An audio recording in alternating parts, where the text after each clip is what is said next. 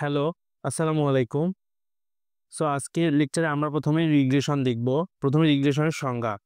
Regression analysis is used to understand and model the relationship between a dependent variable and one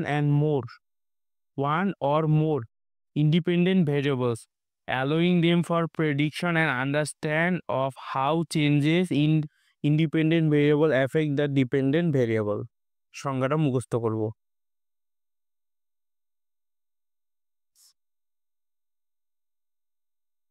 এই লেকচারে তেমন কিছু নাই। এই লেকচারে আমাদের রিগ্রেশন লাইনের ফর্মুলাটা বুঝতে হবে। y bar equal a plus b x. ফর্মুলাটা হচ্ছে y bar equal a plus b x. এখন ভালো করে দেখো, এর মানটা কিভাবে বের হবে? Summation of y into summation of x square minus summation of x into summation of x y by n into summation of x square minus summation of x whole square. এটা হচ্ছে এ এর মান। আর বি এর মান হচ্ছে n into summation of x y minus summation of x into summation of y by n into summation of x square minus summation of x whole square. আমরা এই সূত্রটা ভালো মতো দেখবো। সূত্রটা যদিও কোশ্চেনে দেওয়া থাকবে, কিন্তু অনেক সময় সবগুলো সূত্র একসাথে দেখলে মনে থাকে না। আমরা সূত্রটা ভালো মতো দেখবো।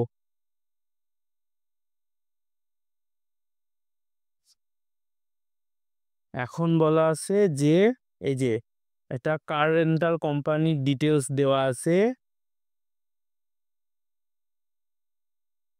আমাদের কি বলছে? Find the equation of regression line. আমরা রিগ্রেশন লাইনের সূত্র কি দেখলাম? ওয়াই বার ইন্টু এ প্লাস বি এক্স। এখন এর মানের জন্য আমাদের কি কি লাগবে আমরা এটা একটু বোঝার চেষ্টা করি। আমাদের প্রথমে কি লাগবে দেখি। আমাদের সামেশন অফ ওয়াই লাগবে, সামেশন অফ এক্স। এক্স তো আমাদের কাছে থাকবেই। এক্স স্কোয়ার বের করতে হবে, সেটা সামেশন, মানে এক্স স্কোয়ার সামেশন লাগবে। আবার এক্স ওয়াই গুণ করতে হবে, সেটা সামেশন লাগবে। এই কয়টাই লাগবে। এখন আমরা দেখি আমাদের কি, এই যে এটা হচ্ছে এক্স, এটা হচ্ছে ওয়াই। তো আমাদের সামেশন অফ এক্স, এই যে এক্স এর মানগুলো যোগ করে সামেশন অফ এক্স, ওয়াই এর মানগুলো যোগ করে সামেশন অফ ওয়াই, আর এক্স এর এই মানটা এবং ওয়াই এর এই মানটা গুণ করে সামেশন অফ এক্স ওয়াই, মানে সরি এক্স ওয়াই, আর এই সবগুলো যোগ করলে সামেশন অফ এক্স ওয়াই। এখন এক্স এর এই মানটাকে স্কোয়ার করলে এক্স স্কোয়ার, এইভাবে প্রত্যেকটাকে স্কোয়ার করলে এক্স স্কোয়ারের এই মানগুলো আসে। এই সবগুলো যোগ করলে সামেশন অফ এক্স আসে। একইভাবে ওয়াই এর মানগুলো স্কোয়ার করলে এগুলো আসে এবং সবগুলোকে যোগ করলে সামেশন অফ ওয়াই স্কোয়ার। এখানে একটা জিনিস বলি, এখানে যখন বলছে summation of x whole square, তখন এটার মানে কি? যদি এটা মানে জানার কথা, আমি তেমনি বলি।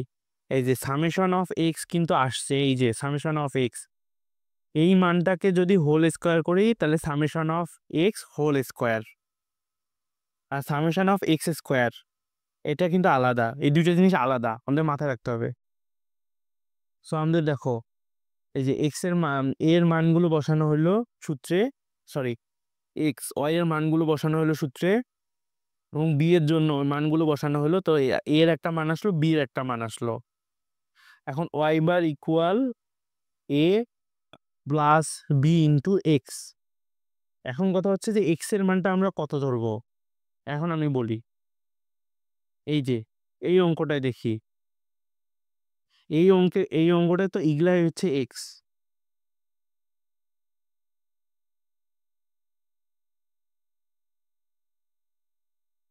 এই অঙ্কটায় তো এক্স হচ্ছে এইগুলাই না। এখন আমি বলি, সবচেয়ে ছোট যে ভ্যালুটা আছে না, সবচেয়ে ছোট ভ্যালু আমরা এর চেয়ে একটু বড় একটা ধরবো। যেমন 8.5 আছে না, আমরা এখানে 10 ধরতে পারি, 12 ধরতে পারি। আর সবচেয়ে বড় ভ্যালুকে 63 আমরা এর চেয়ে একটু ছোট ধরবো, যেমন আমরা 59 ধরতে পারি বা 58 ধরতে পারি, এইরকম। আমি আবার বলি, যেমন আমরা এই যে এরা যেমন ধরছে এই যে এক্স, এই এক্সটা এক্স ইকুয়াল একবার 15 ধরছে আর একবার এক্স ইকুয়াল 40 ধরছে। তো আমরা চাইলে এক্স ইকুয়াল 8.5 এর চেয়ে বড় একটা সংখ্যা যেমন 10 ধরতে পারতাম, এবং 6.3 চেয়ে একটা ছোট সংখ্যা, মানে সরি 63 চেয়ে একটা ছোট সংখ্যা যেমন 59 ধরতে পারতাম।